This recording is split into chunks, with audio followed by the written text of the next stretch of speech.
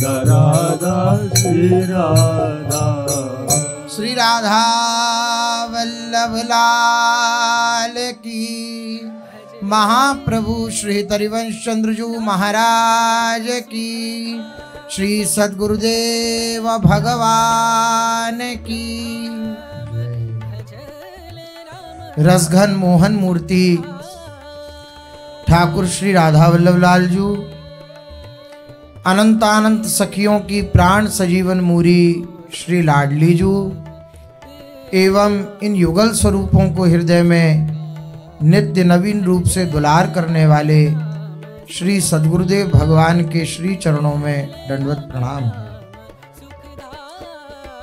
कर्मों के जाल को काट पाना अत्यंत कठिन है। कोई भाग्यशाली भगवत शरणागत, भगवान की शरण में जिसने अपने को कर दिया है, बस उसी के कर्मों का जाल कटता है। अन्यथा ये कर्मों के जालों को काट पाना बहुत कठिन है। अवश्यमेव भोक्तव्यम कृतम कर्म शुभाशुभम। ऐसी कर्मों की स्थिति है कि बिना भोगे कर्म समाप्ति ही नहीं होता, वो रहता ही है।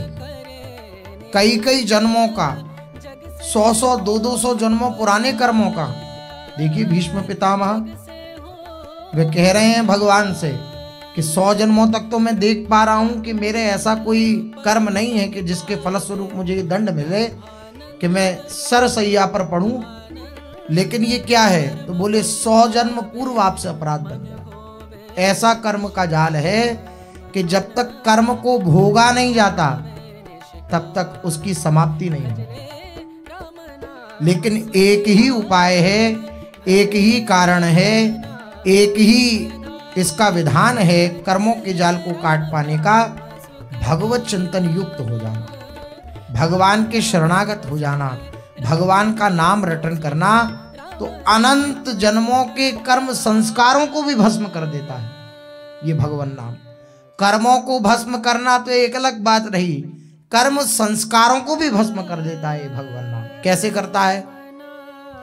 भगवत चिंतन करते हुए, भगवान नाम का रटन करते हुए, ये जो जलन होती है, जो व्याकुलता होती है, और उस जलन को सह करके जो भगवान नाम परायण रहता है, जब परायण रहता है, ध्यान परायण रहता है, उस जलन के प्रभाव से, उस जलन के फलस्वरूप ये सारे कर्म बंधन कट जाते हैं और कर्म संस्कार नष्ट हो जाते हैं। कर्मों का संस्कार भी नहीं रह जाता। ये जलन जो होती है, इससे घबराना नहीं चाहिए। कई बार ऐसा होता है हम अपनी मन की जलन को देख करके जो हमने प्रारंभ किया उसको छोड़ देते हैं कि हम पहले बहुत शांति से रहते थे, जब से ये हमने करना प्रारंभ किया, भगवान नाम जप, भगवान का चिंतन, भगवान की शरणागति, तब से ये होने लगा, तब से ये विरोधी भाव आने लगे। ऐसा नहीं है। ये जो जलन है जो भगवान नाम के प्रभाव से आई, ये सारे कर्म संस्कारों का विध्वंस कर देगी। इसलिए बड़ी कृपा होती है अगर ये नाम जप करते हुए जलन है और इसे सहन कर जाए, अन्यथा और कोई उपाय नहीं है इन कर्म संस्कारों को मिटा पाना। कितना भी बड़ा आप शुभ कर्म कर लीजिए, दान पुण्य कर लीजिए, खूब बढ़िया बढ़िया पुण्य कर्म जो शास्त्रों में विधि विधान है बताए गए उनको कर लीजिए।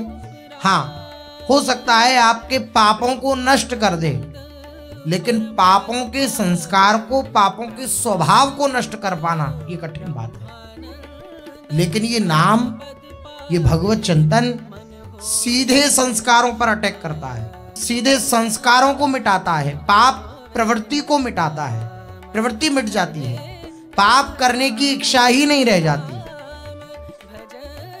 इत चीटी उत जुगल लो तत्सुख हित निष्काम। चींटी से लेकर जुगल तक अर्थात प्रियालाल तक केवल सुख पहुंचाने की इच्छा रह जाती है। तो अगर सबको सुख पहुंचाने की इच्छा होगी तो किसी के प्रति भी दोष वृत्ति नहीं हो पाएगी, किसी को हम दुख नहीं दे पाएंगे, किसी के प्रति हम विपरीत भाव धारण नहीं कर पाएंगे। क्यों? क्योंकि नाम जप के प्रभाव से पाप तो नष्ट होते ही हैं, पाप की प्रवृत्ति भी नष्ट हो जाती है।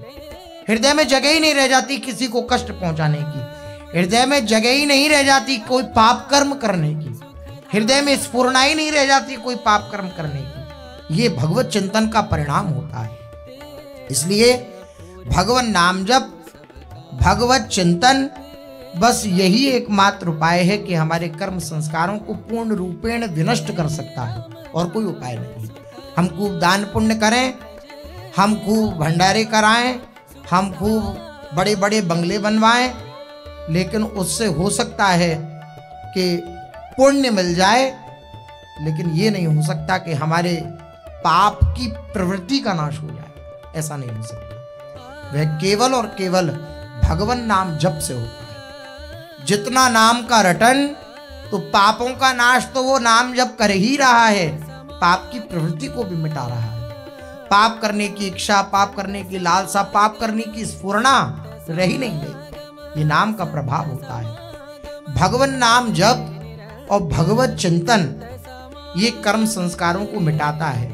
अब भगवत चिंतन में, भगवत नाम जप में जो सबसे बड़ी बाधा की बात है वह है कल्पना। हम जब भगवत चिंतन करने बैठते हैं, भगवान नाम जप करने बैठते हैं एकांत में, आप कभी भी एक समय लेके बैठिए कि अब 10 मिनट में केवल मंत्र का चिंतन करूंगा, केवल मेरे चिंतन में मंत्र होगा, ऐसा स्मरण करके बैठिए। 10 मिनट क्या, आधे मिनट के बाद वो ऐसी ऐसी जगह घुमा देगा कि आपकी स्मृति में ही नहीं रहेगा कि हम क्या चिंतन करने बैठे थे। ये स्थिति होती है। और काय में घुमाता है? कल्पनाओं में घुमाता है।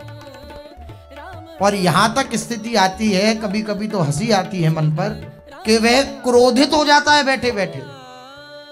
अपनी ही कल्पना में अभी मुस्कुरा रहा था, आनंदित था, हम खूब प्रसन्न थे, और प्रसन्न चित्त में भगवत भजन की स्फूर्ति होती है, भगवत भजन करने की एक रुचि उत्पन्न होती है प्रसन्न हृदय में।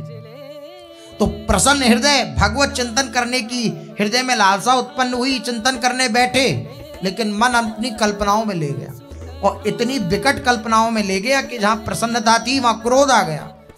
वहां बैठे उसने ऐसा कैसे कह दिया था? अच्छा, अब पूर्व का जो भूत है उसकी कल्पना हो तब भी समझ में आता है,